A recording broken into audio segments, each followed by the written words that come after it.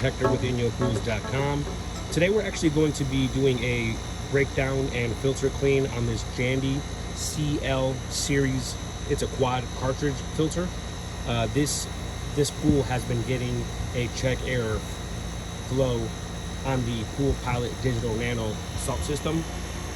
You don't see the error code on right now because the pump needs to be running. Pump's a little loud to record this, but we did take a screenshot, a picture of that code on the screen. We can provide that to you somewhere else in this video so you can see what it looks like. But in any regard, this filter has 4 cartridges inside. Oftentimes the check flow error code is due to the cartridges either just needing to be cleaned or needing to be replaced. Upon this breakdown and clean, we're going to inspect those cartridges as well.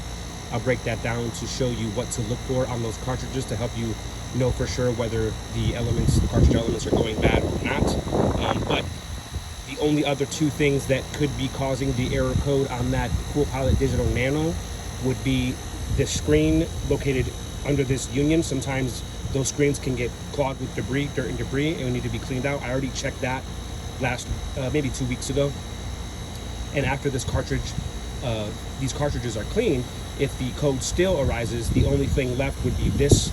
This is called the tri-sensor. You can see the cord right here. It goes up into this manifold assembly, and oftentimes that tri-sensor can fail as well. So it's another part that inevitably can go bad. So we'll start this breakdown, clean, and inspection, slap everything back together, and we will see if that resolves the issue. So our first step is going to be to remove the clamp. You're able to use a 14mm socket for this particular fitting here.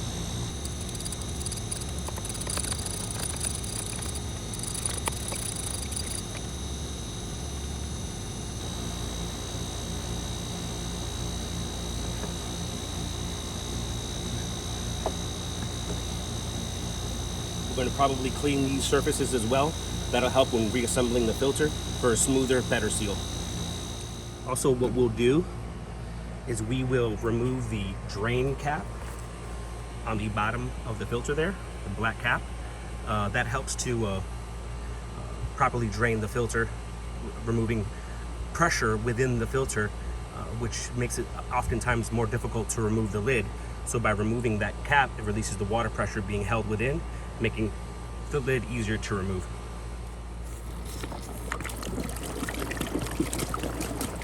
Also, it doesn't hurt to double check to make sure that O-ring that's there looks okay. It's not broken, it's not stretched. We'll lubricate that with some O-ring lubricant when we put this back together later on.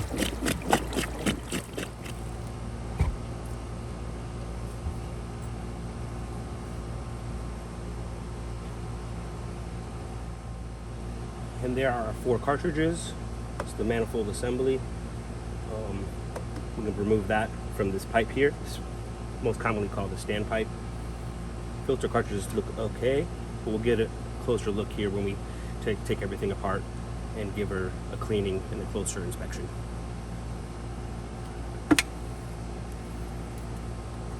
Always double check these spots here where the cartridges go. Make sure there's no cracks.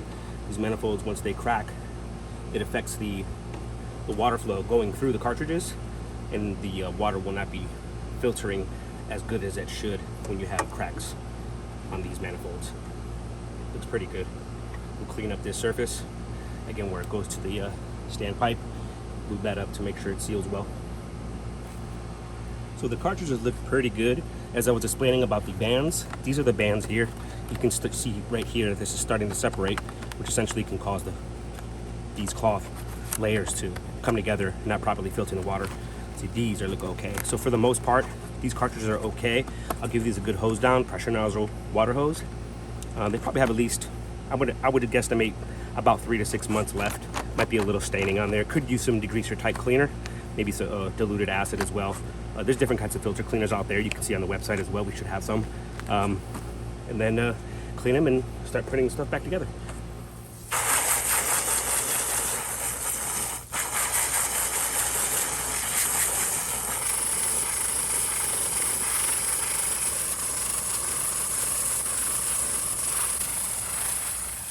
So as you can see, one of the techniques that I use for filter cleaning these cartridges is I typically start from side to side, and then I go up and down.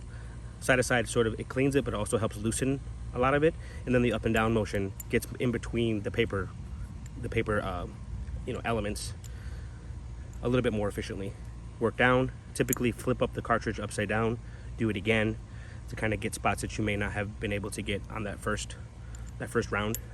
And then that's typically a good filter cleaning.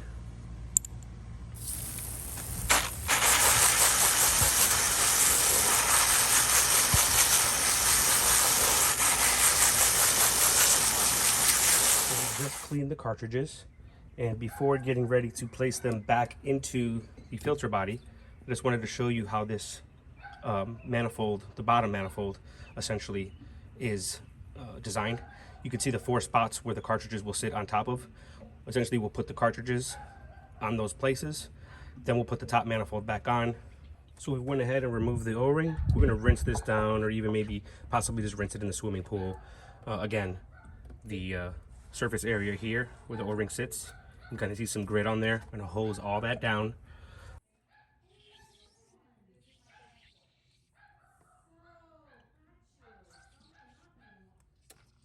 So as you can see, surface cleaned, O-ring lubed. Go ahead and place these cartridges in place. As you can see, you want to try to do them right side up. In this case, the print is right side up. You can read it and tell for sure with the model numbers on top, part numbers.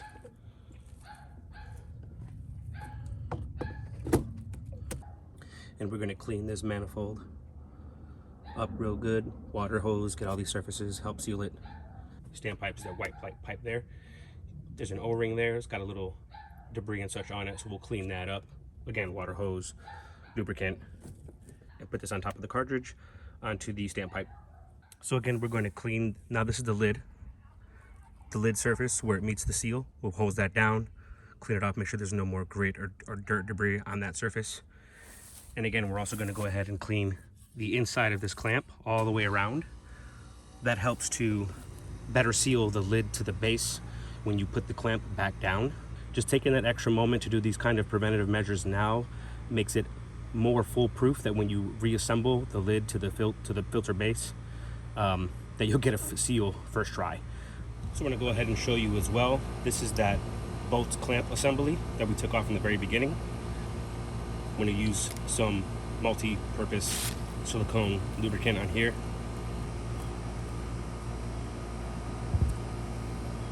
Give it a few turns here. Kind of helps create a seal by spreading the O-ring lubricant onto the actual filter lid surface as well. Creates a little bit better of a seal.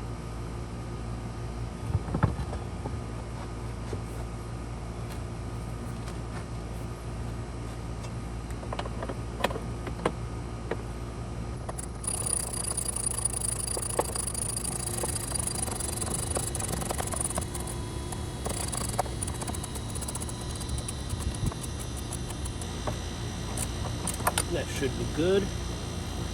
We might tighten it down just a little bit more once we fire the filter up. Sometimes it creates a little bit of a pressure to where it slightly loosens the clamp. So then we'd shut off the pump and tighten it down a few more cranks. That, on average, that's usually pretty good.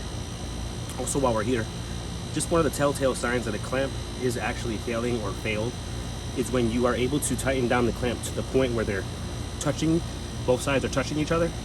That usually means the clamp has just gotten worn down over time and contracted and no longer is going to seal. It's no longer going to seal properly. So we're going to go ahead and put the drain cap back on as well. We're going to lubricate this O-ring and we're going to put it back on. Okay, everyone, so the filter clean inspection has been completed.